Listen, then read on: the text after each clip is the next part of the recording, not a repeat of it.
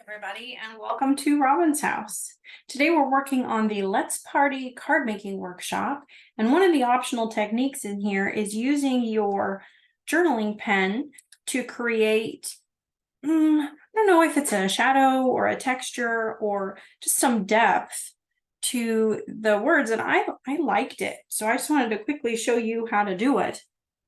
So you just take your journaling pen and you could either go by what I did, or mine's pretty close to what's in the book, so I'm just gonna use my sample here to see. And so you just kind of, well, in theory, you know, back in school, you just kind of pick a side and draw along that line, but the sample that I was going by didn't really do that. It just kind of went a little everywhere. So my guess is that there's no real rule to it. Just pick your shadow side and go with it. But it looks pretty cool, and it was funner than I thought it would be, but that's often how it is on techniques that are new. So you just kind of just follow the texture of the word and add a little line here and there to emphasize maybe the 3D-ness or the roundness or whatever. And it's really kind of hard to be wrong because there's no real telling what it should have been. So that makes it pretty easy. And there doesn't really seem to be any rules, and you can see how quickly I'm doing it. So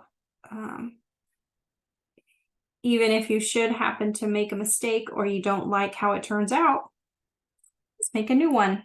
So that's it. So now it kind of has a little bit of that 3D look and some shadow in there, and you're done.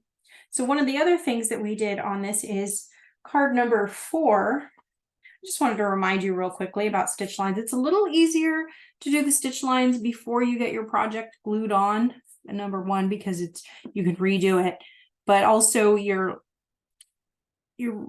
not going over other shapes and other things. So if you can just kind of get yourself a nice big enough space. So Barbara, you're gonna have to clear your space a little bit so you can just kind of drag your hand along as you go and just make some hash marks across the top of your page. So that didn't look very hard at all, did it? No. So journaling pens are a great way to add a little bit of outline texture. A lot of people really like adding an outline border to their white spaces on their message blocks. There's a ton of things you can do with a journaling pen, and it just takes a second. It really adds that touch to your card. So I hope you give it a try. Thank you so much for watching. Happy crafting.